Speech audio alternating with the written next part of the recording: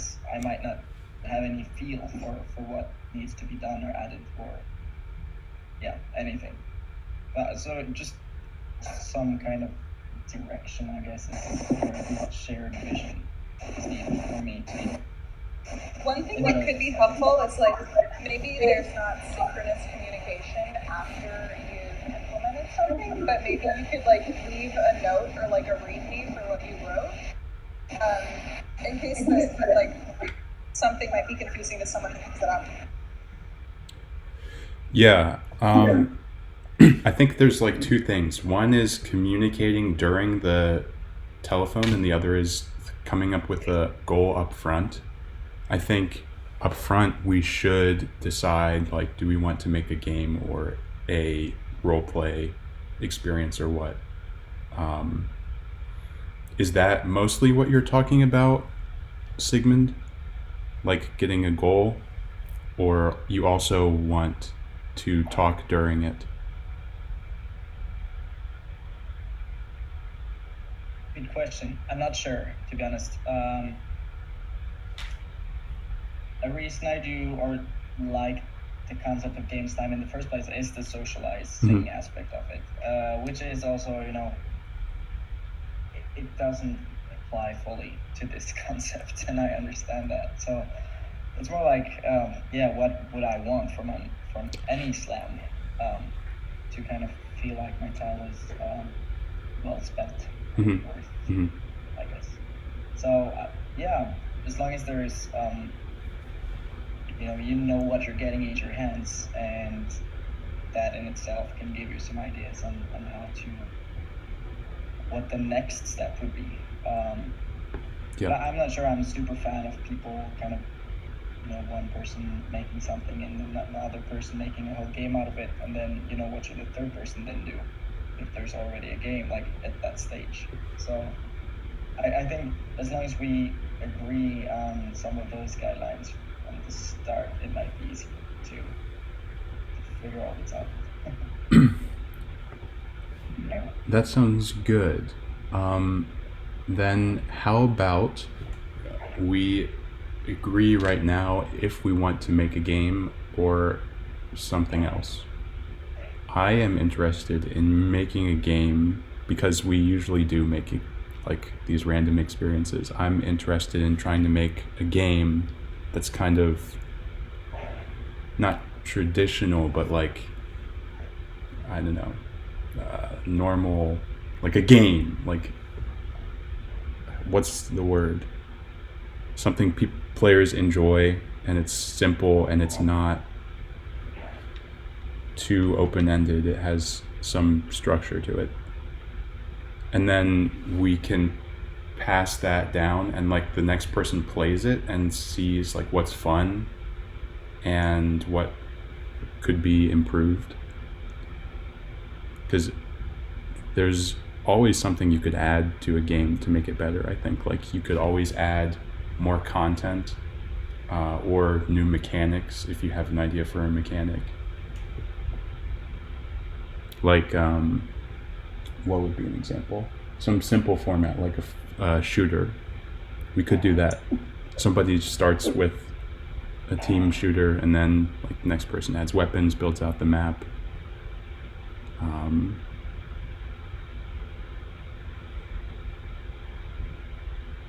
Okay. Let's see. Yeah, I've been floating around with this, all the communication happening, and I have accumulated some resources to help provide structure. And so what that looks like is sort of appearing inside of this little section here as we go along. And so it seems as though we're looking for something that has a clear intention and a clear goal, where we're doing this for some reason where we're weighing different outcomes and looking at the interactions between each of the people involved, and strategizing in a way that has some clearer destination than just like throwing around ideas, I guess. I mean, we can throw around ideas that kind of helps get the sort of sphere defined. But then the concepts and refining it into something that's more tangible is going to be an iterative process.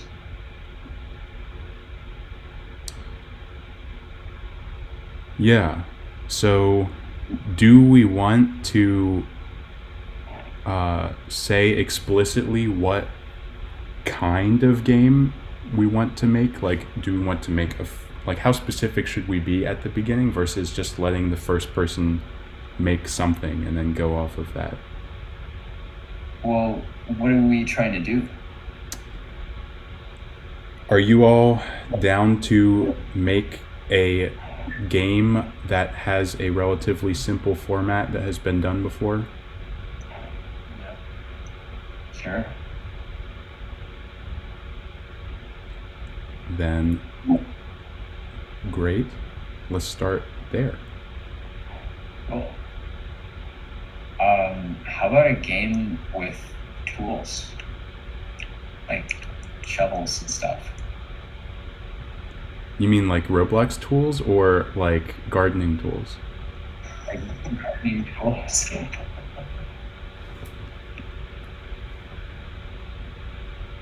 Yeah, and Drea wrote something in this context as well. That could be pairing up with someone that still tells winning between the pairs. Interesting. Yeah, I figured if we wanted to have it done in like a set time period and there were more people that were interested and some people wanted a social experience, and like there's still the like creativity and like, I guess, disjointed development, but then you get a friend. That's cool.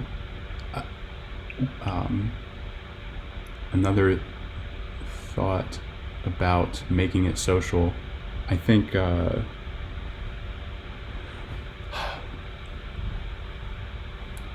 maybe it's fine to talk about what you've made and like post screenshots and say like, I made this. And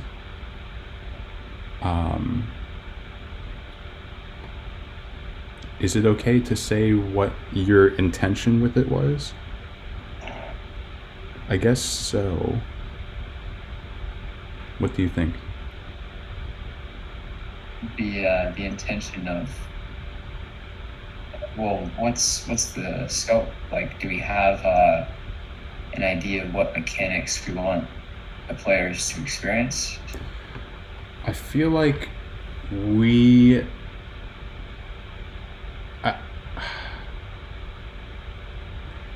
yeah, I don't know. I feel like the cool thing about this is how limited information you have.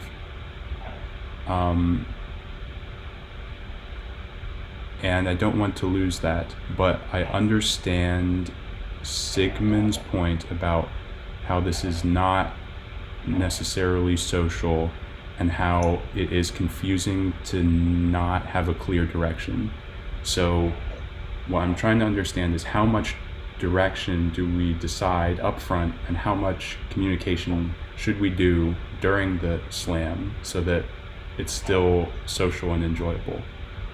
And I think, okay, so tell me like if you disagree with this.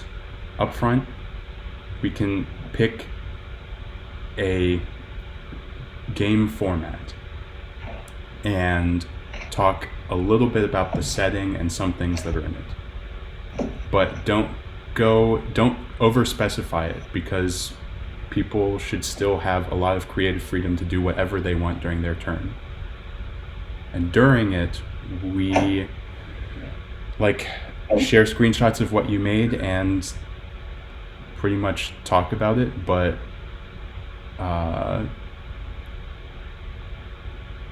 I guess share as much info as you want, really. I will not I kind of want to make something and then like surprise everybody with how it works at the end of the week. What do you think? Does that sound? Surprise.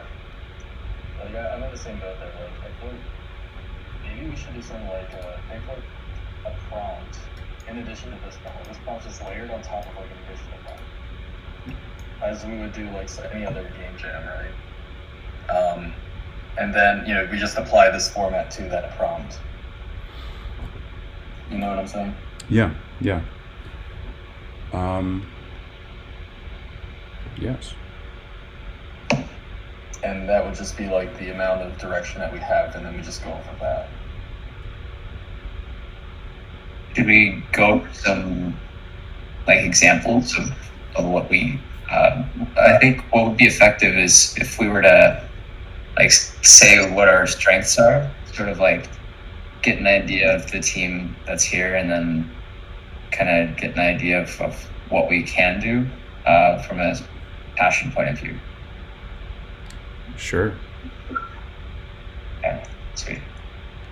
So what I like to do is make little boxes. I don't like putting people in boxes, but I did this with myself, and this is the box that I came up with.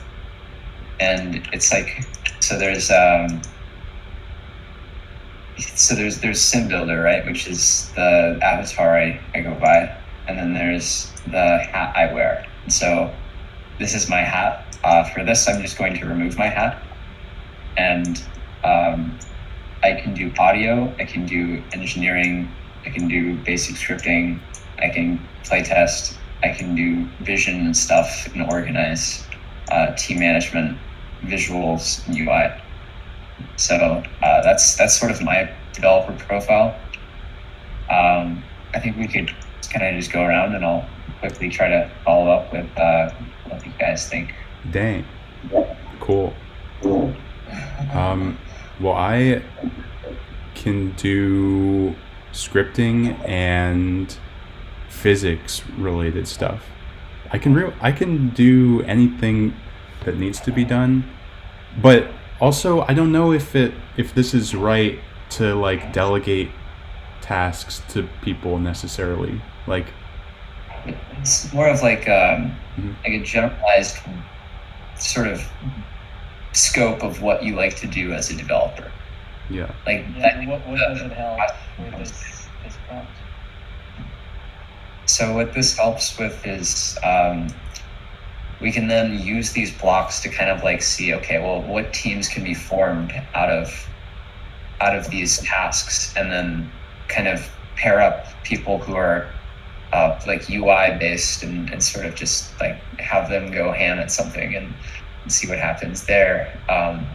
But that would be sequenced within the process of, okay, well, first we need an actual map, and then we need to have an actual point to the map. And so it's sort of an iterative process that's layered on top of, well, first you have sort of builders, then you have scripters, and then you have the UI on top of that. And then so it crafts this experience, and just sort of seeing the bits and pieces of what people like to do, it's easier to get an idea of how to scope the project. I see. The way that I imagine this is more we just agree on a direction, and then people kind of autonomously choose to add what they think will make it better. So I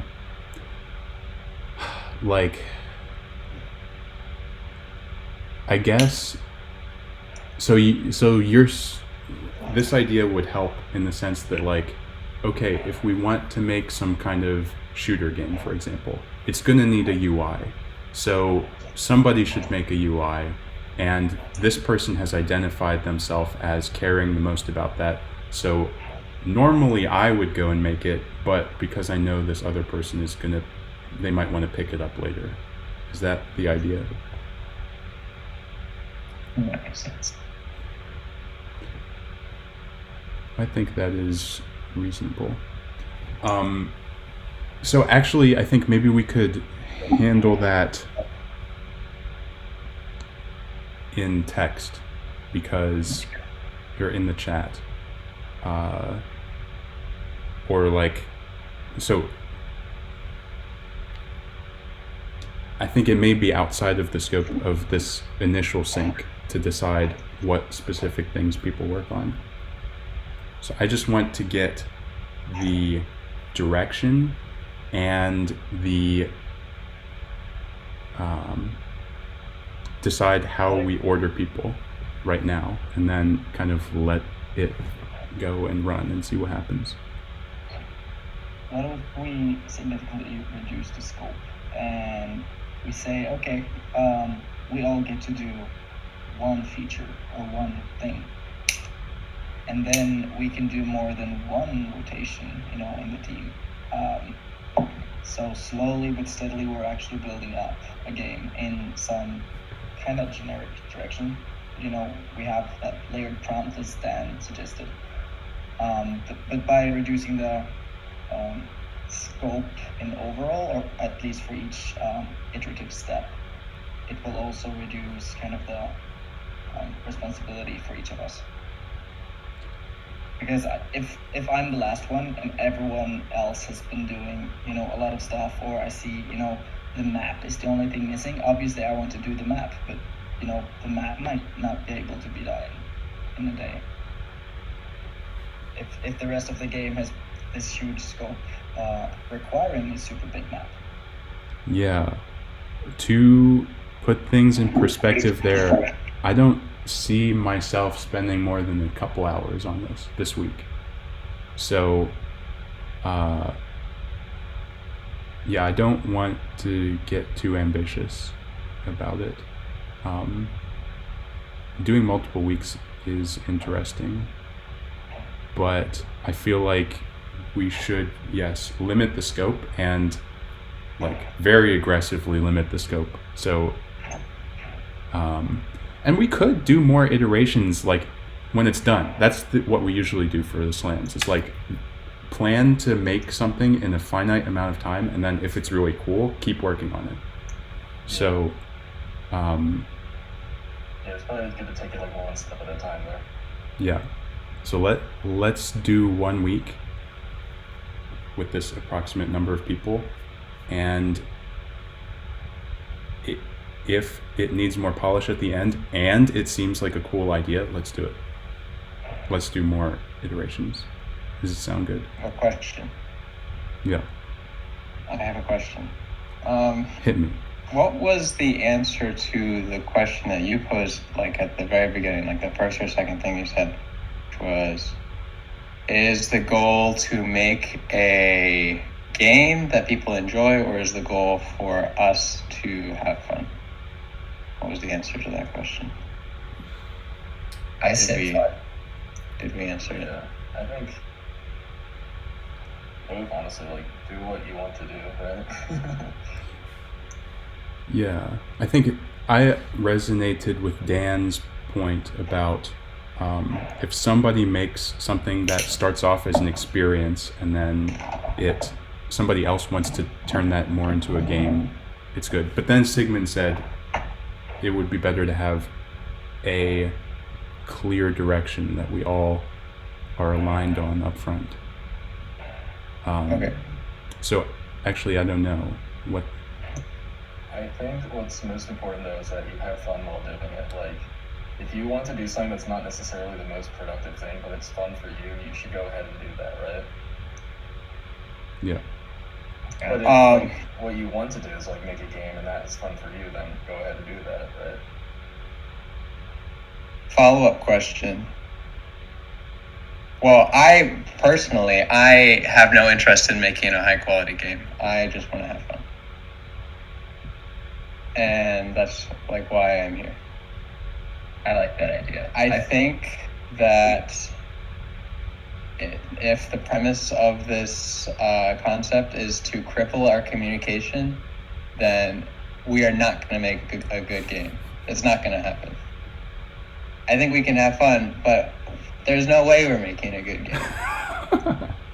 I think it's more somebody in this experience, in this little channel here, in my opinion. I've never done this before, but my sort of grasp on the situation is that we're practicing our game development techniques and learning about how each other kind of mix in a way where our interactions are the goal of learning how that kind of works. And but what you're describing right now is play, which is what children do, which is why I'm here. I'm here to play, which the result of play is fun and learning, right? Yes. You're describing the learning part. I'm describing the fun part. But both of these are play. I think learning is fun, or it can be. I mean, it depends on how you learn, I suppose. Right. I'm describing learning by play. I think is the best way to learn. Yes. I think that when we first put this idea on the table some months ago, Jackson pitched it as this super chaotic concept, right? And it was appealing because of the chaos. Guys were gonna work on 6 different games in parallel, pass them to the right every hour. There's no chaos, there's no direction, it's all out of control. And that's what seemed appealing about it. And if we try to put all these parameters on it and try to control it and try to make the quality of the output any good, I don't think it's going to be fun. What seems like a lot of this discussion is chaos reduction. And I would like to magnify the chaos. Okay. Let's magnify the chaos. I don't personally mind the chaos. I mind not feeling social about it, because I work so much alone every day on my job, because I work remote, that I use this as an arena to be social with like-minded people. Yeah. I want to create fun things. So to me, I don't want to participate if this is okay, you guys just do your own thing and together it comes, or in the end it comes together and we have created something wacky. The wacky part is fun, but I don't want to spend those 5 hours, whatever, 1 hour doing something if I don't feel like I'm part of something, or being able to have a life. I agree. While doing it. That's kind of why I didn't really like the idea of doing one project and handing it off from between singular people day by day and just working in isolation. I much preferred the idea of doing it all in one day, doing 20-minute sessions, and we're still all in a phone call together and we can talk about what we're working on and choose to say or not say what we want. There doesn't have to be strict rules about what information we provide about what we're working on. Interesting. I think the idea for doing this over the course of multiple days was to help people's flexibility, rather than spending an entire day of a weekend passing games around, which could take multiple hours if we're doing multiple games. Why would it take multiple hours? Or what? If you spend 1 hour per game, but... Should you spend 1 hour per game? I think that's too much. I feel like 20 minutes you're not going to be able to do anything. Maybe that's true. But it sounds fun to me. So I have a crazy idea. I made this 3D model, and it's an MVP for a project. Let's try to fork it, and then just make it into something else. Would this be the thing we do over the week? I don't know. It's pretty up in the air right now. Okay, wait a second. I had the thought for Sigmund's concern about doing this simultaneously. and I empathize with Josh as well. But personally, I like working alone. Like, I don't know, I have more energy. Like, I feel like if I work alone on this, then if we're passing it down, then I can see what you all have made and like just relax. There's no social requirement for me to be on a call. I can just look at this and be like, yeah, I know exactly what to add to this. I'm gonna add SpongeBob on fire, and he emerges from the ground and he's a zombie, and like bam, and I can, if that's gonna take more than an hour to add, it just happens to take like an hour and a half, I can still get it done, and like we are more effective at actually producing what we intend to produce, because we remove some time constraint, which like is a logistical challenge. So that's also where I'm coming from with this. I think we can try to do like a 20-minute pass it on, but we should do it later, not this time. Okay, but I'm fine with trying it this one's doing it separate days, just for people to be able to hang in there. I can't do Saturdays, for example, because it's super wacky, or weekends in general super wacky, because that's when everything in real life happens. Yeah. So to me, we can try this out this week or whatever, in whatever concept, and it could be chaos filled. Also, yeah. Sigmund, we could do like a team, because Andrea was interested in this, or at least she posted the idea. We could have 2 people go at the same time. Yeah, we actually just chatted about it in DMs, so we could team up if you guys prefer working alone. She and I can team up. That's perfect, because we still get the basic idea, and anybody who's interested in socializing can do it, and we're not like, who cares if we compromise for that, since having fun is a big goal. Does that sound good? Yeah. Let's see. I have a couple thoughts that had occurred. Let's see if I can remember what they were. While we were doing that little like overview, I thought of, well, all right, so we could probably go in between like some mode of having some group place where we can just enter and leave whenever we feel like it, and sort of have that space. And Jackson, I wasn't there for that, but he said like rotate teams and then go into different spaces and try to work with what's available. Is that going to be from like just making a bunch of groups and then having people join a group and then team create the group and then sort of like have these spaces of it could be like game nets or something, like have them just themed and capture some ideas and then kind of do it that way. Jackson was talking about having, like, if there's 5 people, then they make 5 games, and then we rotate, pass it on 5 times. I think for this longer stretch time scale, we should avoid that, because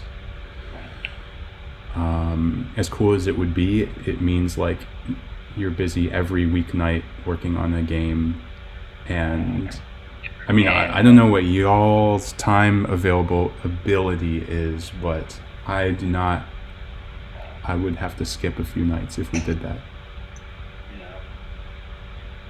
So maybe another time we could do, like, if we do the 20-minute idea, then we could, like, on one Saturday, do multiple games, but this time I think we should just do one and see where it goes. This is all just like a crazy experiment. I think it will be absolutely hilarious, whatever we come up with.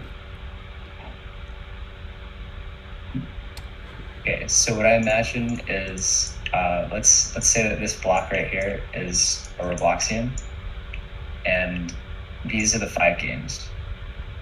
I think we should make some sort of way where if we have like 5 Robloxians, they can be like, all right, well today I want to go into this tube with that guy, and then this one is gonna have like one person just working on that thing, and then like this guy hops in with that person there, and then like it's just like a free form choice to develop with whoever. That is not this idea. Like, we could do that another time, but this thing, this telephone thing that we're talking about doing right now is one game, and there's an order, and we pass it on to people. Because having multiple games would kind of destroy the idea of so it's more like this, like you're kind of in line to yeah for the game. Yeah. Yes.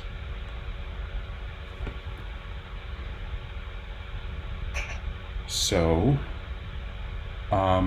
okay, I think so we're aligned that we can make something totally chaotic, and we don't need to decide in advance if it's a game or what, because we also want this to be social, so people who are interested in working simultaneously can do that. And you can, at your own discretion, talk about what you've done to everybody else in like the text channel. Tell people whatever you want, ask whatever you want. Personally, I will not be doing this because I want to surprise all of you and maximize chaos. So let's decide the order. I have a randomizer. So I can move my schedule to match Sigmund's. So Sigmund, yeah, up to you. And I think it's next week, right? We can go at the end. Yeah, I guess actually let's just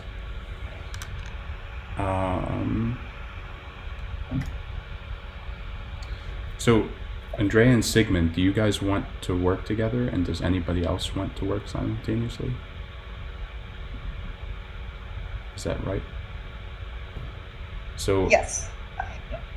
Dan, you have to go either today or tomorrow. Is that the case? On Tuesday, I am going to my parents' because my sister's graduating high school, and I'm going to be gone for like 3 weeks. All right. Do you want to just go first? It's a lot of pressure, but I'll do it, yeah. Yes!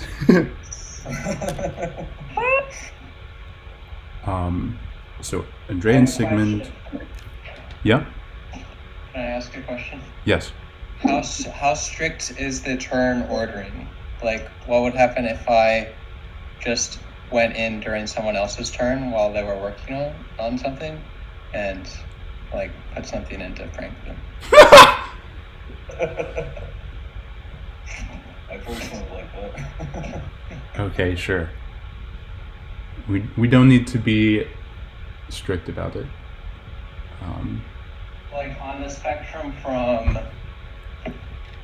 taking strict turns to the other end of the spectrum, which is there are no turns and it's just an open game that anybody works on throughout the course of the week. Taking turns definitely has advantages because it gives people time to allocate and not procrastinate. I like the idea of having turns.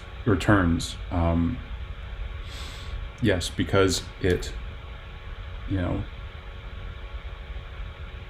need to get this done. I don't want this to take like more than a week, because then we're gonna like lose enthusiasm for it. So I think we should, unless somebody has a problem with it, I think we should say like, okay,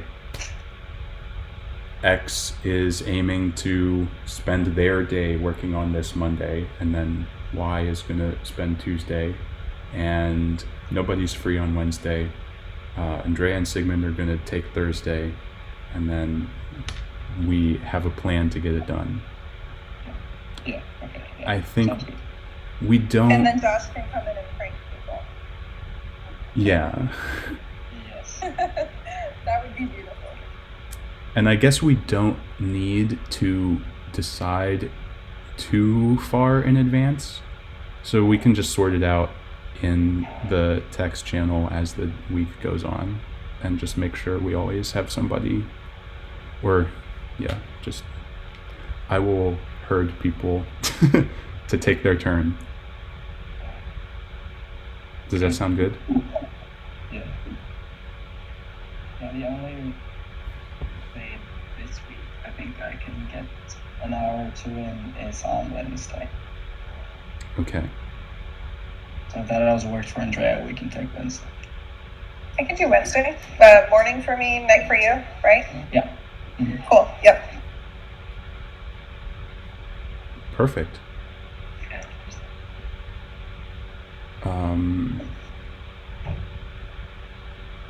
Does anybody else have any more questions or thoughts to share? I think I do. I can't think of it right now. I'm excited to see what people make. I'm so excited. I love the pranks. I remember I was working with Stickmaster Luke on a game, and this was the first time that we had ever collaborated since we were both in middle school. We reunited as adults, and we're like, hey, we should like make a game together. And we created a team create place, and he was working on the map, and I was flying around checking it out. There's a lot of smooth terrain, there's a little city area in the center, and then there's like a bunch of rocks over here, like a pile of boulders, and one of the boulders was yellow, and it was like, what? That kind of doesn't match. So I zoomed closer to it, and I clicked on it, and like the bounding box for it was huge, even though it was just a small boulder. So I was like, what? And I zoomed out and put my camera under the terrain and saw that it was actually just the giant nose poking out of a giant SpongeBob underneath the terrain. Yeah. SpongeBob. That's great. Okay, everybody. Dan. Yep. Take your turn today. Right. Make some team create place in the Jackson group, and then just share the link. All right. I am so excited, everybody.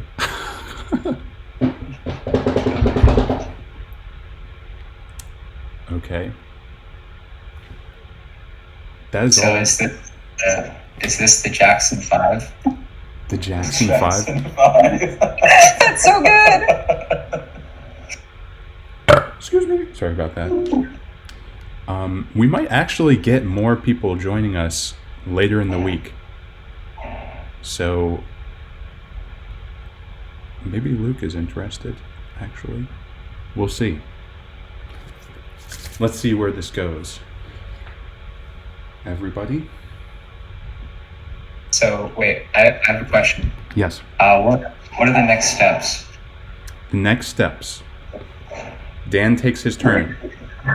Okay, so Dan go. And Blue team? The green team. It's on the green team? Okay. Yeah. So here's Dan. He's a blank.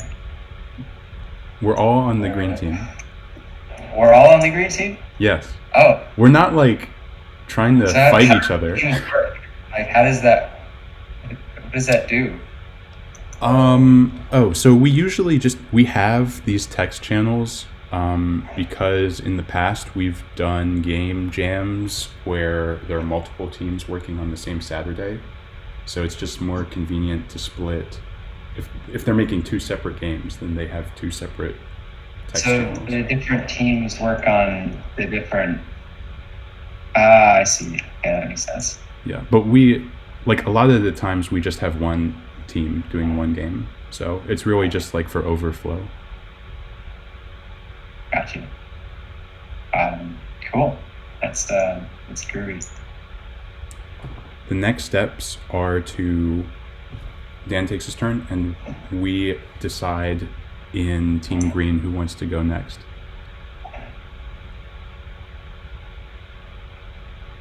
Okay.